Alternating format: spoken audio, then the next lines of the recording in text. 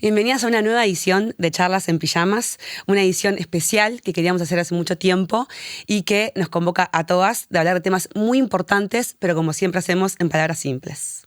Hoy nos acompaña una mujer que ha ayudado a muchas mujeres y hombres a derribar mitos y poner en palabras muchas cosas que a veces llevamos en silencio. Escritora, psicóloga, comunicadora y sexóloga. Hoy tenemos nada más y nada menos que a Ceci C. en Uruguay y en esta nueva edición de Charlas en Pijamas. Ceci, bienvenida. ¿Cómo estás? Muchas gracias. Estoy nerviosa y muy contenta de que estés acá porque te sigo hace un montón de tiempo, te seguimos muchos y tocas un tema que es increíble de hablar y creo que nuestra comunidad también tenía que tener esta nueva edición de charla, así que bienvenida. Gracias. Por favor. Ceci, hay algo que queríamos hablar y es un poquito de qué nos pasa con las ganas. ¿Dónde están? ¿Dónde están las ganas, no? ¿Dónde quedaron? Exactamente. Y vos tocás un tema muy interesante, que a veces parece un tema como muy amplio, pero vos lo abordás muy bien, que es el deseo. Esto que a veces aparece, desaparece. Y antes que nada queremos saber qué nos pasa con el deseo. ¿Qué es el deseo? ¿Qué es el deseo? Mira, yo hablo de deseo porque para mí es uno de los temas con más mitos y malos entendidos y desinformación, y una de las cosas que cargamos como mandato y como exigencia de que tenemos que tener ganas, y creo que eso saca las ganas, de hecho. Y podemos pensar el deseo como, bueno, esto de tener ganas, a veces pensamos que el deseo es tener sexo, pero yo lo pienso de una manera más simple, que creo que siempre lo simple ayuda. Total. Que es pensarlo como un estado de disponibilidad. ¿Qué tan disponible estoy yo para la actividad sexual a solas, en el pensamiento, en la fantasía, en la masturbación, en el encuentro con un otro? ¿Qué tan disponible está? ¿Qué espacio ocupa en mi mente y en mi agenda? Porque también hay que bajarlo a la práctica. Total. No, y en un mundo en el que además todos estamos con muchas cosas, pero creo que las mujeres en diferentes etapas de la vida vamos sumando más frentes. Sí. Y hablar de disponibilidad en ese contexto suma otra presión, ¿no? Sí, y entender eso, que si yo estoy con todo el espacio ocupado, no hay vacante para esa disponibilidad. Imagínate que es como disponible. Hay personas que entre sus tres primeros espacios o pensamientos, uno es el sexual.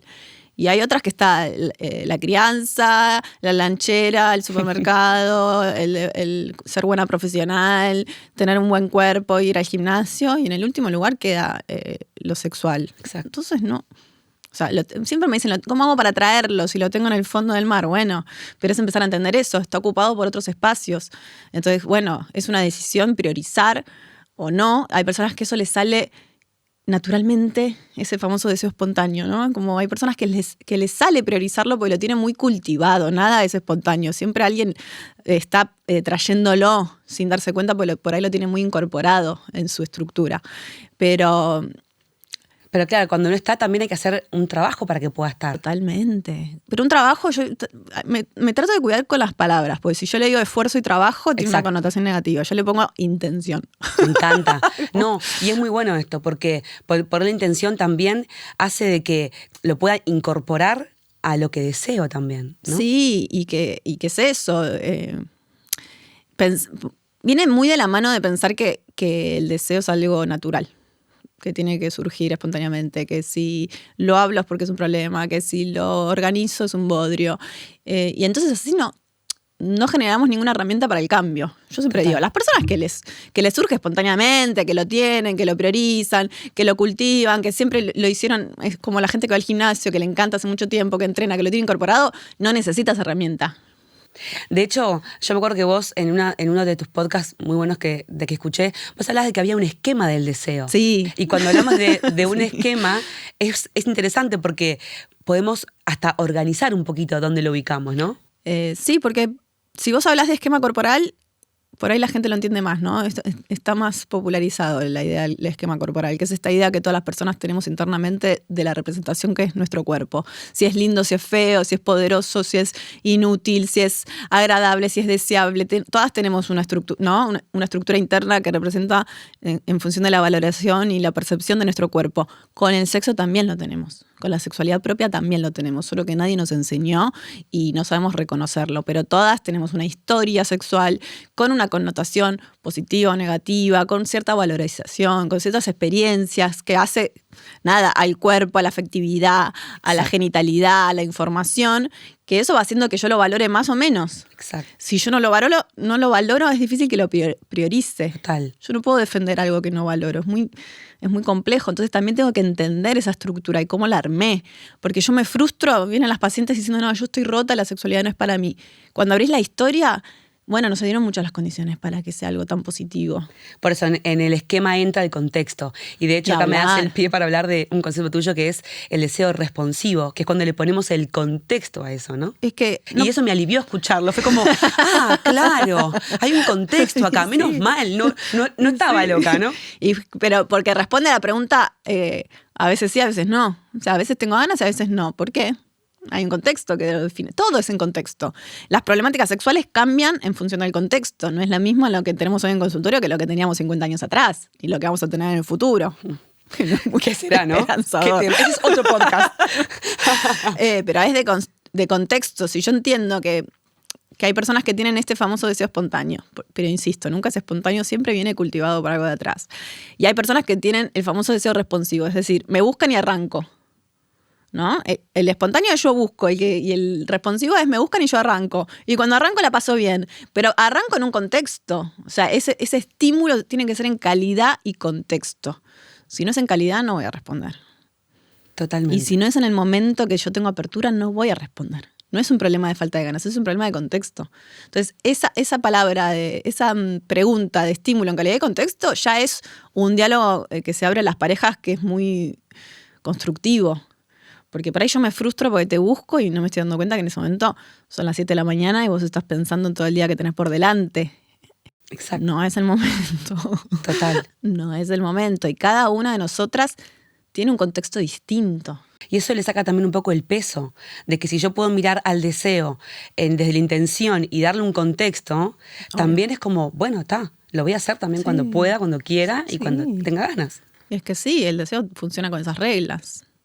Pasa que, bueno, tenemos mucha presión también de cumplir, de mandato, de que hay que tener sexo, que hay que satisfacer, que hay que...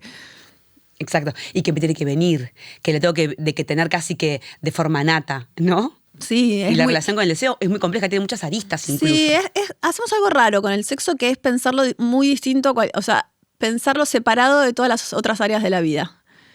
Porque si vos pensás todo el resto de áreas, vos te ocupás, ¿o no? Todo lo que hacemos lo pensamos, lo preparamos, lo planificamos, le ponemos energía, tiempo, cabeza a todas las áreas de tu vida. Laboral, deportiva, amigos, familia, novia, todas. Sí, deporte, crianza, a todo. Al trabajo. Lo hablás, lo planificás, lo googleás. ¿Por qué con el sexo no vamos a hacer lo mismo? Bueno, sabes que en uno de los podcasts que tuvimos hablábamos sobre salud mental y el bienestar. Y un poco lo que hablábamos era de que el bienestar tiene muchas aristas, ¿no? Bienestar sexual. Claro, y la sexual es una de ellas. Sí, pero siempre queda por fuera. Fíjense que cuando se hablan de los hábitos, del bienestar, siempre queda por fuera. ¿Porque es tabú? Recontra. Sí, recontra. Es eso, es como, no, el sexo tiene que ser natural. Claro. No, y cuanto menos se habla de las cosas, menos podemos ponerlas en palabras y por tanto darle luz. Más, menos. La regla de... Más, menos. Me encanta esa regla. Es que es así. Si lo pensás, es verdad. Yo dejo de masturbarme, dejo de pensar en sexo, dejo de tenerlo. Se va achicando. Eso está menos disponible. Porque ocupa menos lugar y va perdiendo. Real y simbólicamente. Sí, pero como cualquier otra cosa. Yo dejo de hacer gimnasia, se me van las ganas. Dejo de ocuparme de algo y va bajando en su fuerza.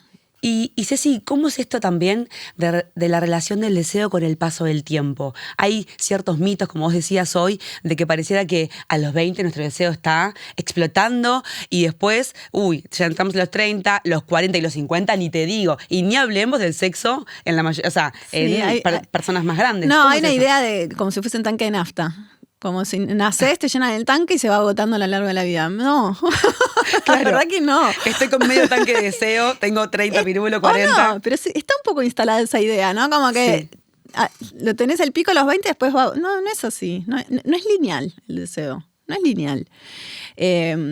Y no es verdad que los 20 es la mejor etapa de tu vida a nivel sexual. Eso no es verdad. Hablemos con cualquier persona, te va a decir, no, la verdad que a los 20 era inexperta, mis encuentros eran ansiosos, con poca comunicación, y a los 50, qué sé yo, entré en climaterio, sentí una liberación enorme y conocí a alguien nuevo y es el mejor sexo de mi vida. Buenísimo, espectacular. Volvemos al contexto. Sí, 100%. Contexto. Es que sí. Increíble. Es que sí, podés estar a los 20 reestresada y a los 50 así, relajada. Total. Teniendo sexo cuando quieras. Bueno, yo creo que yo ya estoy cerca de los 40 y escucho mucho con mi entorno de que, y lo viví también, de hay una liberación igual, ya pasado los 30, Sí, que pareciera que tendría que ser cuando somos más chicas, ¿no? ¿Eso por qué crees que pasa? No. Estás más grande. Tenés más experiencia, estás más trabajado. Idealmente. Estás más trabajado internamente, ponele, tenés más experiencias vitales que te enfrentan, que te desafían, que generan más maduración, hay cosas que ya las pones en perspectiva, te conoces más, con más autoestima puedes comunicar, y hay cosas que uno, insisto, pone en perspectiva y se deja de hacer problema. Total. Y el paso del tiempo también es una confrontación con la finitud. Si no disfruto ahora, ¿cuándo voy a disfrutar? Exacto. Para mí, a los 40 hay un punto de inflexión. No sé si estoy siendo autorreferencial, pero a los 40 yo digo una frase que sos joven para hacerte el boludo y sos grande para hacerte el boludo. Entonces... Es buenísimo. Es buenísimo. No te queda otra, ¿no? Digo, ya no podés... Es como estás en un lugar, un punto de inflexión que decís, o me hago cargo o me hago cargo. Y creo que ahí hay muchas personas que reconectan con su sexualidad y que empiezan como a hacerse eso. cargo. Qué lindo. Y hablando del deseo desde una perspectiva un poco más clínica que vos tenés, ¿cuándo crees vos que tenemos como que tener esa alarma interna entre, bueno, estoy en una fase donde no estoy tan conectada con mi deseo, o es momento de ir a una consulta con Ceci? Qué buena pregunta, porque yo siempre les pregunto a las pacientes, si no te comparases con otra persona, ¿estarías consultando? No. No. Creo que ahí hay una búsqueda de entender si es una pregunta genuina, interna. Tiene que ver con el malestar, ¿no? Que si ese malestar es propio o es ajeno. Y ahí cada uno toma una decisión de cambio o no. Porque, insisto, a veces en realidad es una presión de tu pareja, o es una presión social, o es una presión propia, pero que tiene que ver con una exigencia que no es genuina. Entonces ahí es como, esto es realmente te está haciendo mal a vos, querés hacerte cargo de esto. Uno también psicoeduca en el medio, ¿no? Si yo vengo con falta de deseo, ¿es falta de deseo o es que no tenés ese deseo espontáneo? ¿Es falta de deseo o es que tu expectativa es tener sexo todos los días? ¿Vos qué querés? Como que ahí surge. Muchas veces es una sola consulta. Claro.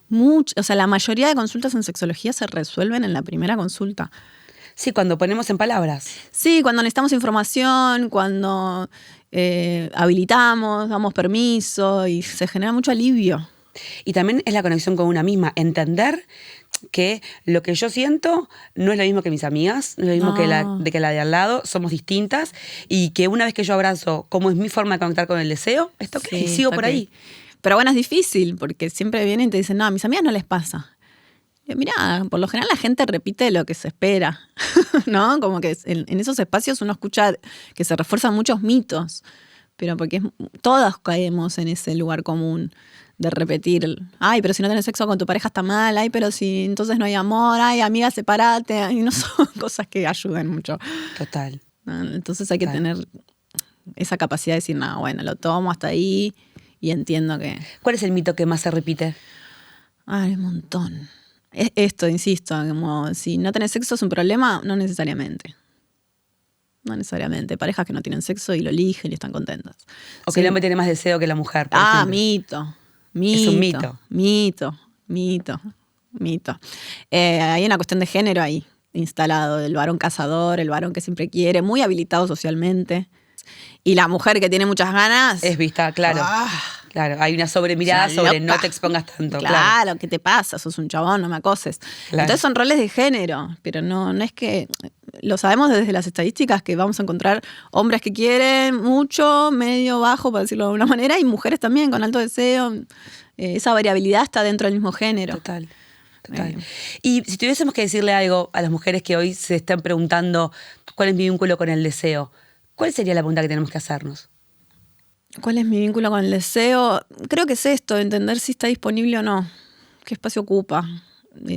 Creo que eso es una mirada muy, muy práctica, sin tanto enrosque, ¿no? ¿Viste? Como que a veces sobreinterpretamos y le buscamos la vuelta, somos medio enroscadas. Eso sí, si es algo que en este momento quieras darle espacio de manera genuina para vos.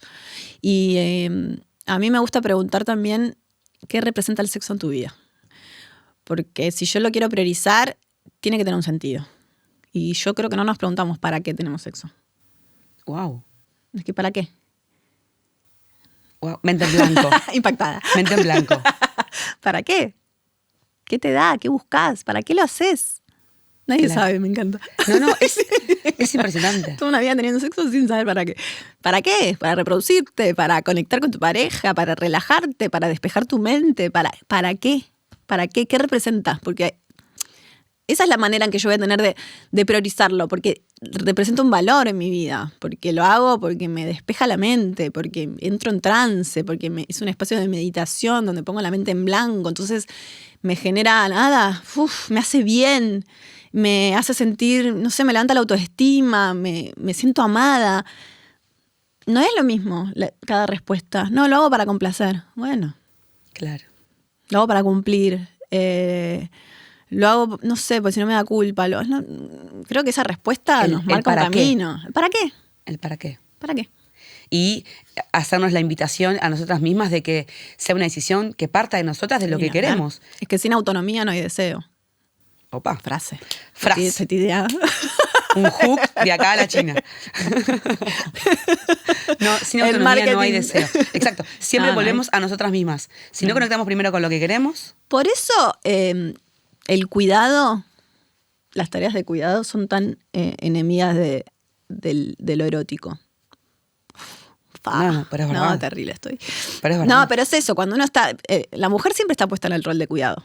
Hasta cuidamos de los maridos, es terrible. Sí. Así envejecemos más que ellos. Pero cuando sos madre, que estás en una tarea de cuidado, cuando cuidas la casa, cuidas a tu marido, cuidas a tus hijos, cuidas a tus padres, cuidas a alguien enfermo, no estás erotizada.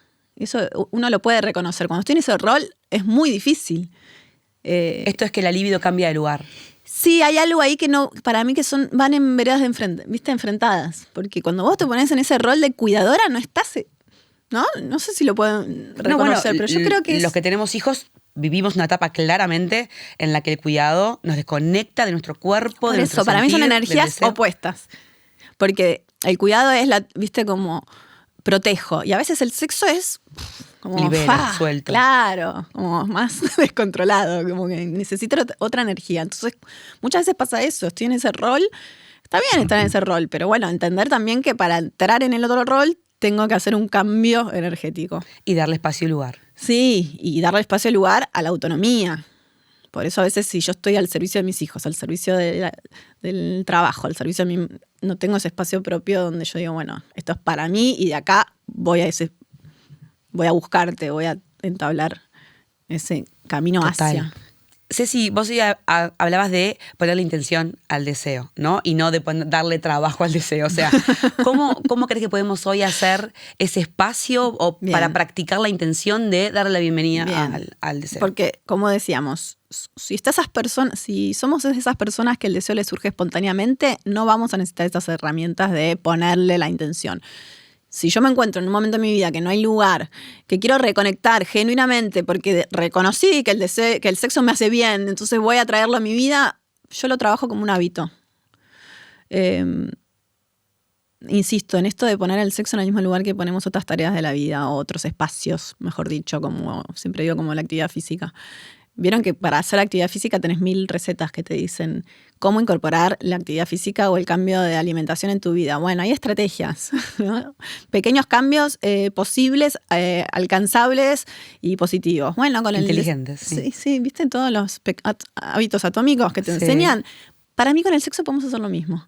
Si yo me propongo, si yo vengo muy desconectada con mi sexualidad, muy desconectada, o sea, no pienso en sexo hace años, bueno, no te vas a proponer... Exacto, empezar a tener sexo, reconvertir hábito atómico. Por eso, no te vas a proponer todas las semanas empezar a tener sexo. Empecemos de a poco. Propongámonos instalarlo en la agenda de menos a más, con, bueno, un pensamiento, un estímulo que yo reconozca como erótico, algo que decís, me conecta. A veces es mirarme al espejo y sacarme fotos, porque mi cuerpo me da orgullo y eso me sirve. A veces es mirar una película, una novela, depende de cada construcción, ¿no? A veces es entablar conversaciones con mi pareja y que mi pareja me acompañe, pero es de menos a más. Y también viendo qué es lo que te aleja. Porque si vamos a pensarlo en el modelo este que yo siempre hablo, que es como si fuésemos un auto que tiene frenos y aceleradores.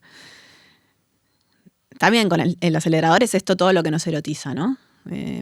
Todo lo que vos decís me calienta.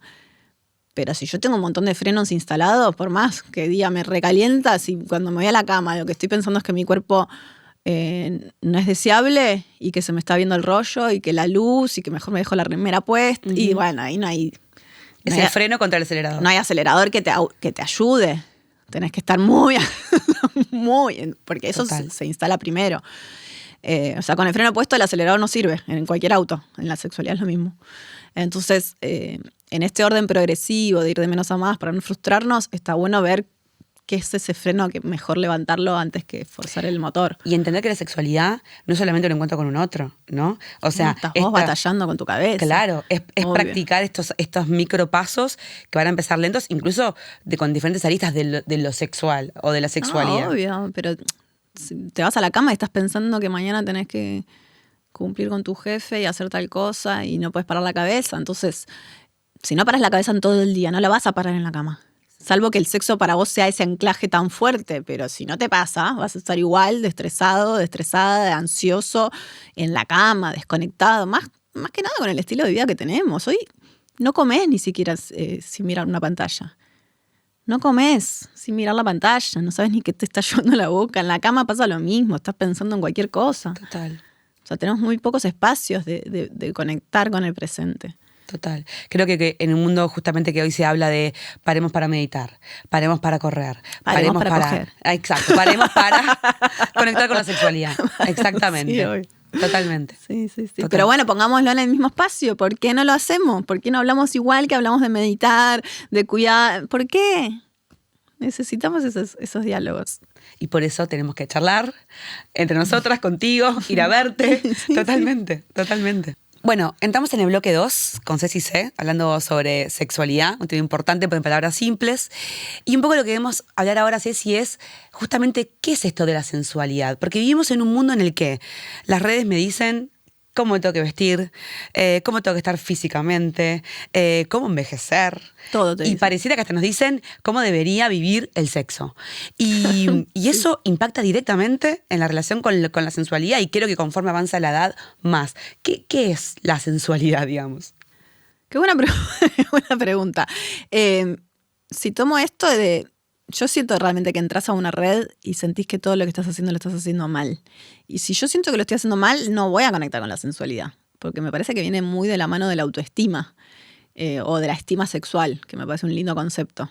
Que no todas las personas tenemos estima sexual. Entonces, ¿cómo voy a erotizar si me siento torpe, si me siento que estoy haciendo el ridículo, ¿no? Si me da vergüenza. La vergüenza es una de las emociones displacenteras más frecuentes en la cama. Entonces, siempre hay que animar. Yo siempre digo que hay que animarse a hacer el ridículo. Y hay sensualidades que uno no reconoce, que te la reconoce el otro, ¿no? ¿Viste? Que decís, mira, encuentro con un otro. Estás en pijama y es súper sensual. Y decís, ¿para qué me preparo, me produzco? Total. Si este pijama es increíble. Es menos. Pero tiene que ver con la actitud, ¿no? Como uno se siente. Yo creo que cuando uno se siente bien y segura de sí misma, se vuelve mucho más sensual. Porque aparte, creo que las mujeres vivimos muchos años en el que nos decían que la sensualidad era una cosa, era ponerte cierta ropa interior, era hacer ciertos movimientos, poses, ¿no? Y justamente creo que hoy en día, y después de lo que vivimos con pandemia, reconectamos también con que a veces lo sensual es lo cómodo, es como yo me siento con lo que quiero ponerme. Para mí viene con el disfrute. Cuando vos ves a una persona disfrutar, se vuelve sensual. A mí una persona en modo perfo no me parece sensual. Me parece actuado. Me parece más sensual una persona que conecta con la emoción, que se muestra vulnerable, que se muestra auténtica. Mucho más sensual. Y es todo lo opuesto a lo que vemos en redes. Lo opuesto. No, a mí las redes me mató la risa. Yo con las redes no me parece, el bailecito TikTok no me parece sensual. Gente que estamos todos locos. Total. Una Y cosa- me imagino, Ceci, que te llegan muchas consultas sobre no tengo una buena relación con mi cuerpo, Sí. por tanto, la sensualidad no tiene espacio.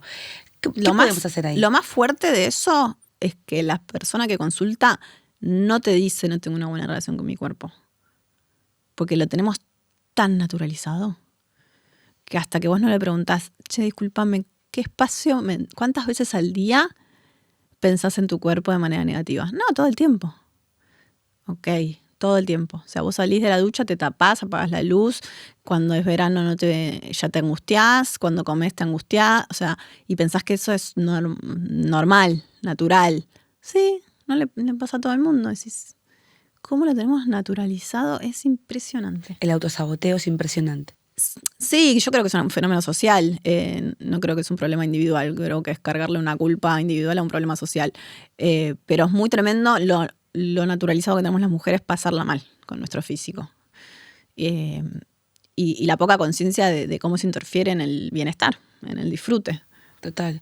Y vos hablabas de esto de las pequeñas conexiones con el otro o con nosotras mismas, y es tal cual. Hay veces que cuando espejamos con un otro, incluso a veces pasa que las amigas son perfectas para eso. Las amigas ven en nosotras, qué lindo tenés el sí, pelo, obvio. qué linda que estás. Pero la persona que peor te habla sos vos misma. Exacto, Sí, exacto. obvio. Entonces, una forma de conectar con la sensualidad Obvio. de una también es pararnos en aquello que sí nos gusta también, Sí. y no lo que no nos gusta. Sí.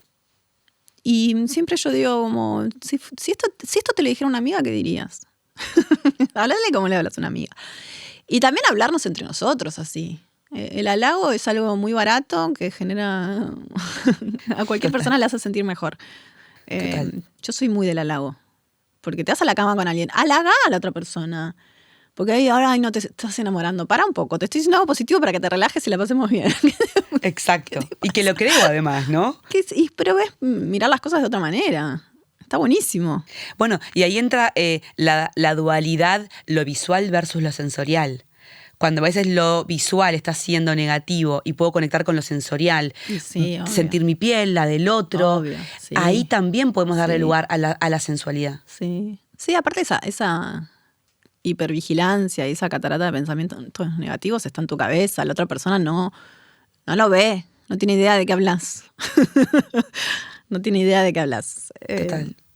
Hay una diferencia entre sentirse deseable para otros y sentirme yo deseable para mí misma. Sí, pero a veces pasa eso, que yo veo parejas que por ahí la mujer viene con un trastorno de la alimentación y la persona que acompaña está encandilado, ¿viste? Decís, pero es increíble, es bellísima, me encanta, me calienta, y uno cerrado en sí mismo, en guerra con el propio cuerpo. Te da mucha impotencia, pero bueno, hay que entender también, yo vengo de Argentina, uno de los principales países con trastornos de alimentación del mundo.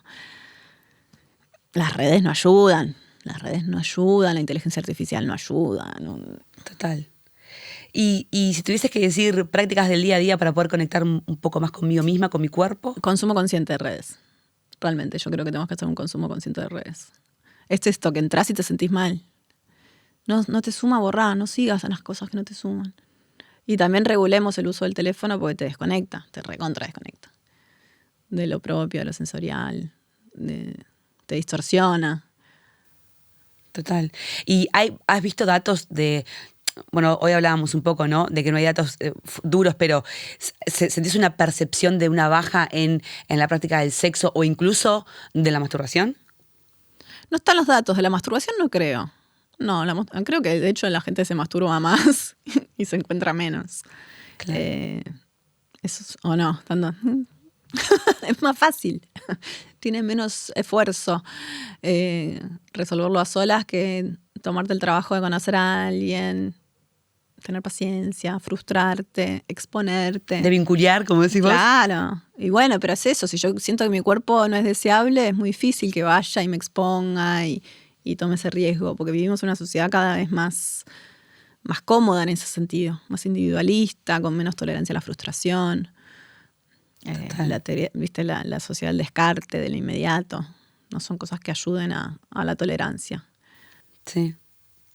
Tenemos muchas, yo creo que vivimos todo el tiempo, usaste el término de autovigilancia y creo que es así, ¿no? Y eso nos desconecta un montón. Sí, un montón. Muy mediatizados. Ceci, ¿hay factores en común entre mujeres diferentes, pero que todas logran conectar con su sexualidad, con su sensualidad y vivir el deseo? Estoy pensando, porque yo hablo mucho de esto de las condiciones, ¿no? Para determinado resultado tienen que estar ciertas condiciones. Y es un poco eso, si yo tuve experiencias positivas, si tengo una buena relación con mi cuerpo, si tengo buena autoestima, entonces puedo comunicar, si puedo explorar, si puedo tener información, vamos a tener experiencias placenteras. Y de hecho, cuando mirás los estudios, ¿no? Las investigaciones, por lo general, cuando se habla de personas con más satisfacción sexual, hay ciertas condiciones. Primero, estudios más altos, o sea, personas con más estudios. Uh-huh. Que tiene sentido, porque decís, bueno, es personas más educadas, tuvieron educación sexual, tienen más herramientas. Ingresos, personas con ingresos altos, mayor satisfacción sexual. Personas no religiosas, mayor satisfacción sexual. Y sí, pues son estas condiciones. Claro. Personas con mayor comodidad en su cuerpo, mayor satisfacción sexual. Personas con parejas que reconocen que se pueden comunicar y ser respetadas, mayor satisfacción sexual. Personas que se sienten cómodas en la intimidad. De hecho, había uno que decía, mujeres que squirtean probablemente no se consideran heterosexuales, se consideran más bisexuales, o sea que tienen cierta flexibilidad y cierta apertura. Bueno, son todas variables que hablan de eso, de cierta comodidad, información, apertura. Total. Personas que se masturban, mayor satisfacción sexual. Volvemos al contexto y a las condiciones que hacen A las condiciones. Me parece una mirada amorosa, es decir, che, yo me estoy exigiendo esto, pero están las condiciones dadas. Entonces ahí decís, bueno, entonces, ¿por dónde es? Exacto.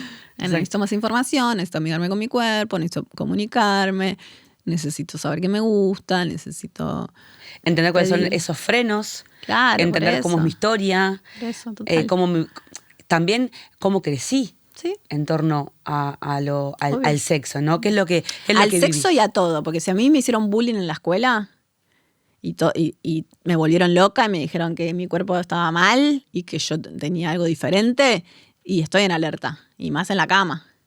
Que es vulnerabilidad pura. Pura. Y es mi cuerpo puesto ahí al servicio. Entonces, todas esas cosas marcan cierto sistema de alerta que en esos momentos se dispara. Exacto. Y por ahí son cosas que vos no asociás al sexo. Y generan. Sí, hay un fundamento muy, muy psicológico ahí, ¿no? Sí, es sentirme seguro con un otro. Para sentirme seguro con un otro, no me tendrían que... O sea, lo ideal es que nadie me haga daño. Y hay personas que fueron muy dañadas en su historia. Uh-huh. Entonces, por eso la sexualidad es tan profunda. Yo en la consulta nunca termino hablando de sexo. Terminás hablando de otra cosa. De los vínculos, de la historia, de la familia, del respeto, del consentimiento. ¿Viste? Es como mucho más profundo. Por eso me gusta tanto. Exacto. Porque no es para nada sencillo, es complejo y aborda todas las esferas de la psiquis de uno. Sí. Y de contexto y de presente y de cómo me vinculo, de con quién hablo, cómo no hablo. Y después tenés el quilombo del amor. Sumale, el apego, el sentirme amada, el miedo al abandono. Se te juega toda la dinámica vincular. Totalmente. Parejas que hay uno que no le alcanza. ¿Viste cuando decís necesito? Claro. Eso, el apego más ansioso, el apego más evitativo, todo ese baile que se pone en juego con la demanda de sexo. Claro, está el deseo y el sexo en el medio, está todo lo de atrás que me construyó para llegar al medio, y el otro. Pero después viene lo de después. Entonces es una demanda de amor puesta en el sexo, pero viste que hay personas que sí no se calma, tenemos sexo todos los días y no se cae, y hay algo que no termina de llenar. Bueno, ¿qué demanda es? ¿Es una demanda de sexo o es una demanda de otra cosa? Bueno, llegamos al bloque 3 de esta increíble charla con Ceci C. Y un poquito ahora hablamos del deseo, hablamos de qué es la sensualidad y ya tocamos un poco también esto de la intimidad, pero la intimidad también desde el punto de vista de poner en palabras, ¿no? Pareciera que nos cuesta mucho la comunicación. Muchísimo. Hablar de sexo, hablar de intimidad, poner la intimidad en palabras. ¿Qué nos pasa ahí con el hablar, ya sea con nosotros mismos y con el otro? No sabemos, pero porque no tenemos espacios de aprendizaje. Decime qué espacio tuviste en tu vida donde se hable de sexo de una manera asertiva. Ninguno. ¿Dónde lo viste? ¿Quién te lo enseñó? Claro. ¿Cómo lo vas a aprender? Nadie. Ni con el profesional que te atendés. ¿O no? ¿No? Nadie. Vos vas al médico y te chequean todo. Y no te preguntan jamás. Te dan una medicación que te impacta en la sexualidad y no te lo van a decir porque no saben hablar de sexo. Tabú, vergüenza, desinformación, prejuicio, todo lo que te puedas imaginar. Entonces, yo no voy a aprender algo que no lo veo en ningún lado. ¿Y vos crees que eso pasa aún hoy en donde un poco el mundo ha evolucionado en incluir, hablar de sexualidad en el plano educativo? Bueno, en Argentina están haciendo todo lo posible para sacar la ESI. Claro. Y aquí estamos, no. Hay una controla conservadora muy fuerte. Claro. No. Claro. No. Pero, por tanto, ¿vos crees que también entonces la no comunicación los problemas sexuales son problemas de comunicación? Punto. Exacto. Y comunicación siempre con el otro, también conmigo misma. Para poder comunicar algo tengo que identificarlo. Para poder identificarlo necesito las herramientas para hacerme las preguntas adecuadas. Yo no puedo comunicar algo que no sé. Yo no puedo decir estoy por squirtear si no sé qué es un squirt. Yo no puedo decir estoy teniendo un orgasmo si no sé lo que es un orgasmo. ¿Cuántas mujeres consultan porque no saben si tuvieron un orgasmo? Muchísimas. Yo no le puedo decir a mi pareja, ponete en esta posición, si no sé que en esa posición estimulo el clítoris de manera adecuada. Para saber si estimulo el clítoris de manera adecuada, tengo que saber que el clítoris es el órgano principal. ¿Dónde está? ¿Con qué tipo de movimiento se estimula de manera adecuada? Que es con la fricción y con el frote. Hay personas que lo aprenden espontáneamente, naturalmente. Personas que lo exploran, porque se dieron las condiciones para que eso suceda. Hay personas que lo tienen que aprender. A orgasmear se aprenden, de sexualidad se aprende. Claro. Y esos espacios tienen que estar. En el espacio individual hay gente que se explora y hay gente que no se explora. Y cuando te vas a la cama con alguien te das cuenta. Si se explora, si se lo permite o si sigue un guión automático. Te das cuenta. Y después esas instancias con el otro son instancias propias de aprendizaje. ¿Cuántas mujeres van arriba y el varón le dice, ¿por qué te mueves así?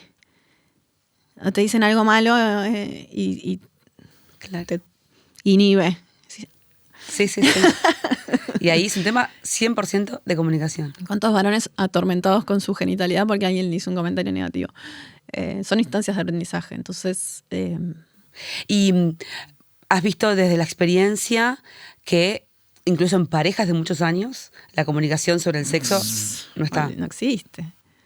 Mujeres que están en matrimonios heterosexuales sin tener orgasmo, años. ¿Y cómo se hace para empezar a instalar la comunicación en el sexo con tu pareja?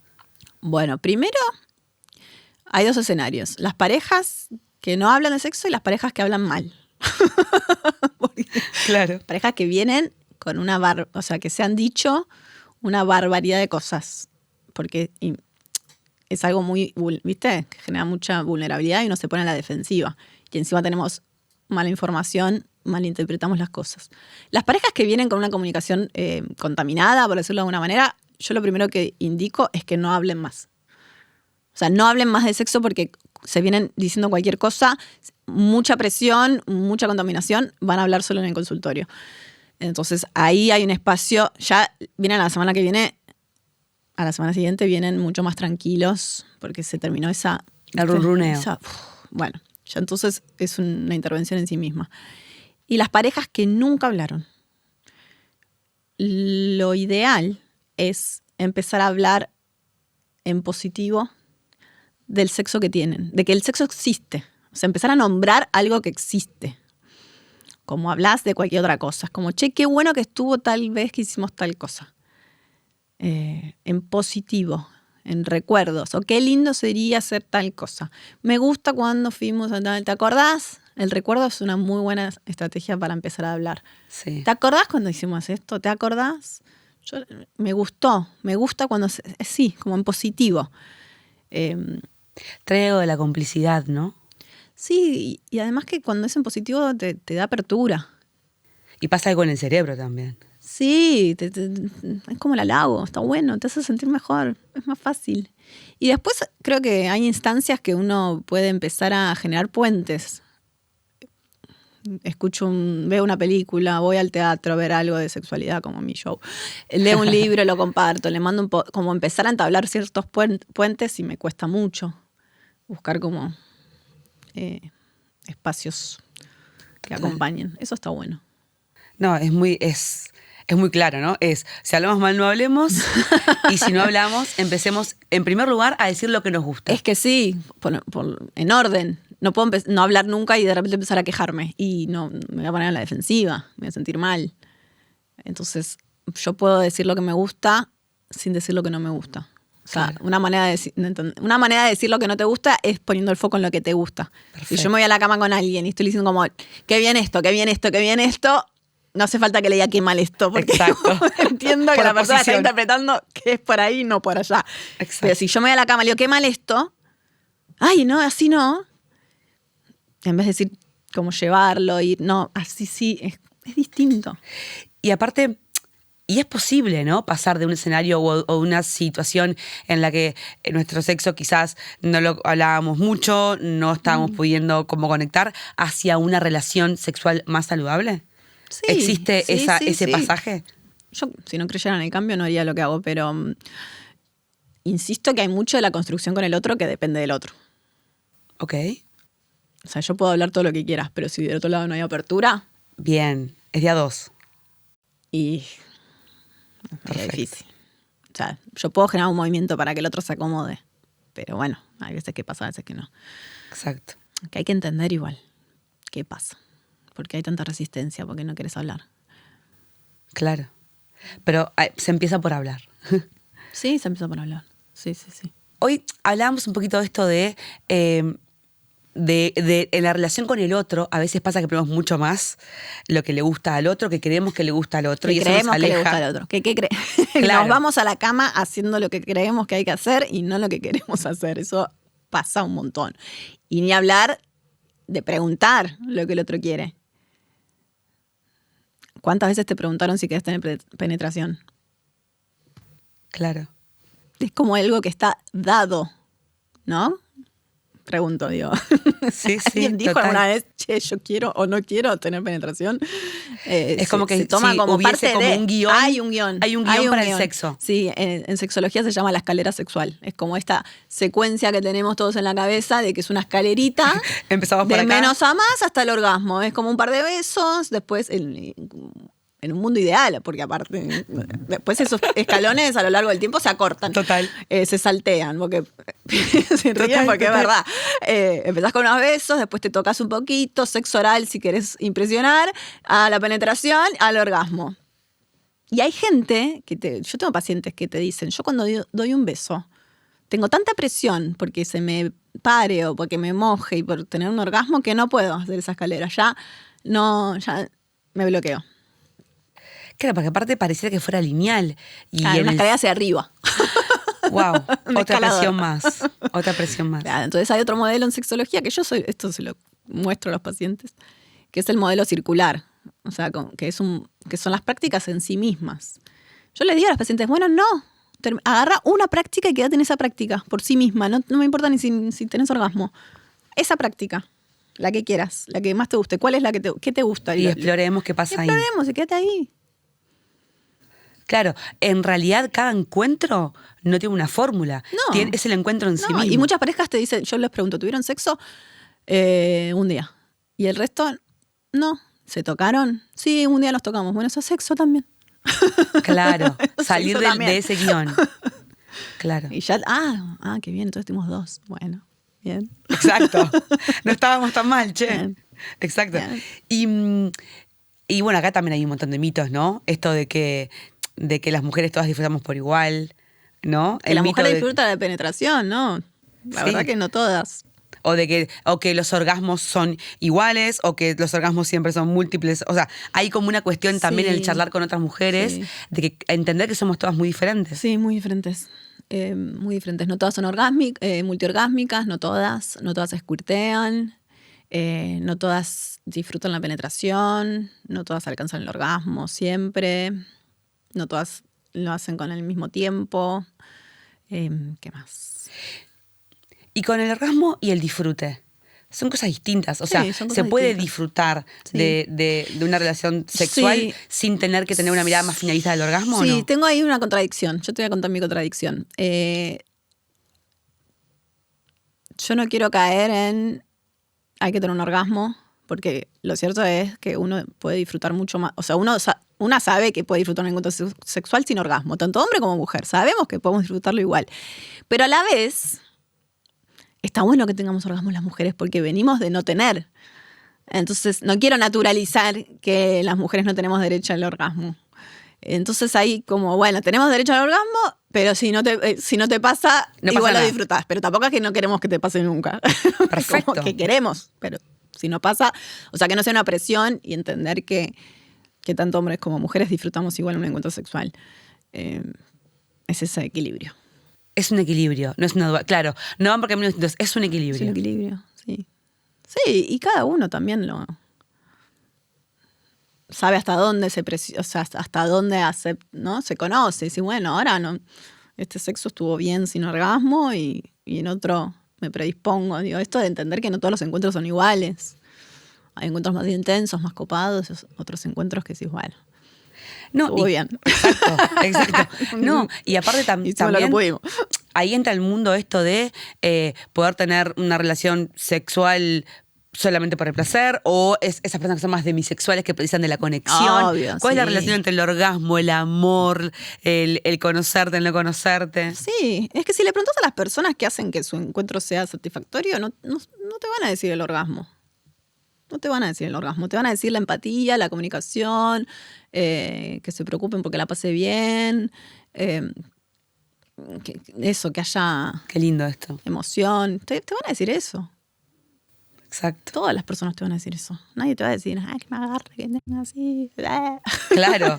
Dicen eso. Pero en nuestra cabeza el guión sí es eso. Sí, obvio, sí. Pero no. Incluso hay un mito también entre que pareciera que el hombre no tiene tantos conflictos Tienen un montón de conflictos los hombres, chicos. Un montón.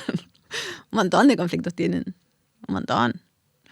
Pero ¿qué varón se sienta con sus amigos y dice, che, sabes que no se me para? ¿Qué varón? ¿Qué varón lo dice públicamente? Es muy difícil. El varón vulnerable está muy mal visto. No, ellos no solo tienen las problemáticas asociadas al desempeño, ¿no? Porque es obvio que ellos tienen problemáticas de desempeño y nosotros tenemos problemáticas del disfrute, porque son los roles.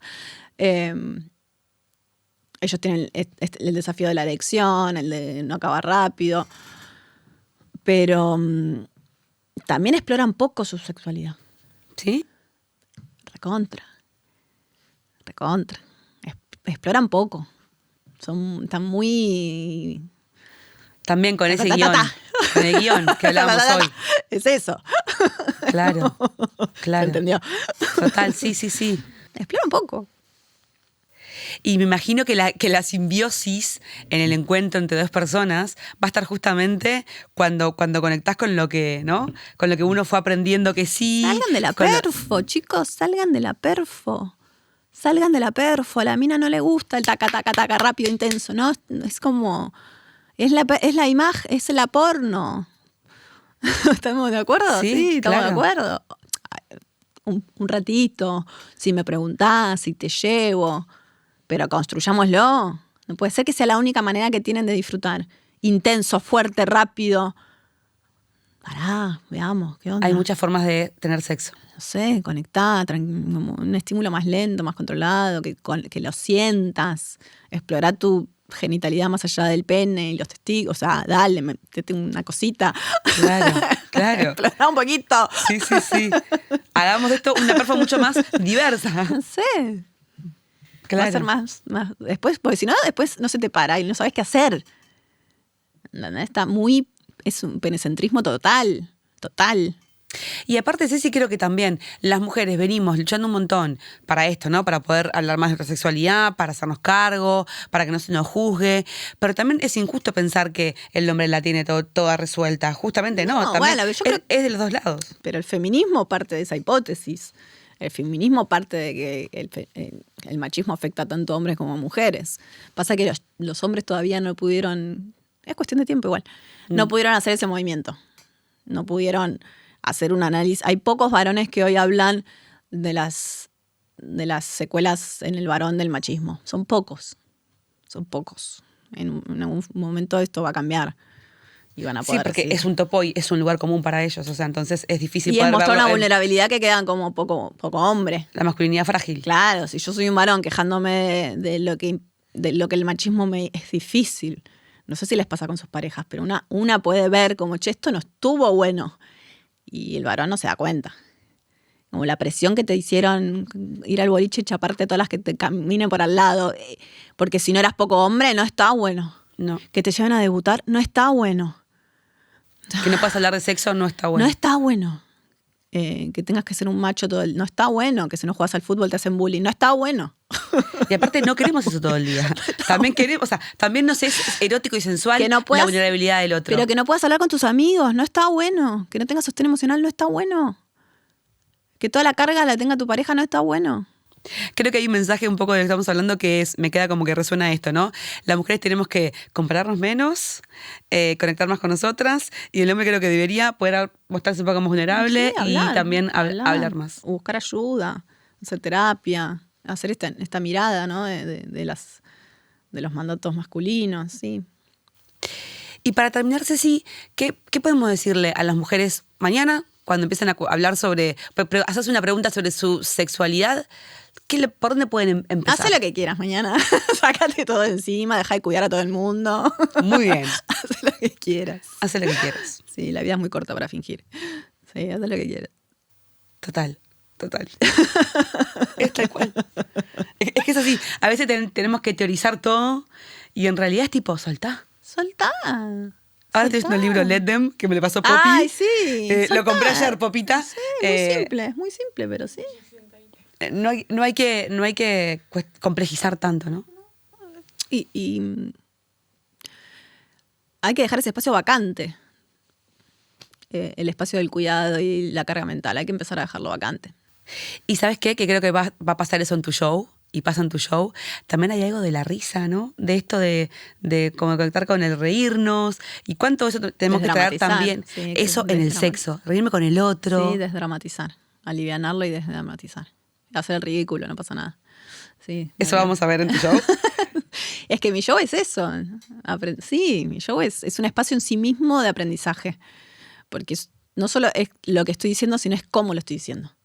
Entonces estamos todos ahí juntos, sin el teléfono, compartiendo, aprendiendo, siendo respetuosos, pues yo soy muy respetuosa, pero a la vez nos identifica. Entonces es un aprendizaje en sí mismo. ¿Y en tus libros, Ceci? Bueno, también. ¿Cuál es el llamador principal? Para mí siempre es aliviar. Yo creo que todo lo que hago tiene ese propósito, de aliviar en algo tan pesado como es la sexualidad. Creo que eso es un poco lo que genera. Me encanta, Ceci. Quiero recontra agradecerte por estar acá hoy. No, un lujo. Me encantó charlar contigo en pijamas, Divino. Que se vienen ahora, son lanzamientos nuevos. Sí, ya. Vos ya te los llevás, creo. Sí, obvio. Gracias por la comodidad, por poder hablar de estos temas como tenemos que hablarlos, como dijiste hoy, simples, sueltas, soltando. Gracias, sos una genia. Gracias. Y bueno, que se vengan más charlas. Dale. Y a tu show todos. Sí, venga. Muchas gracias.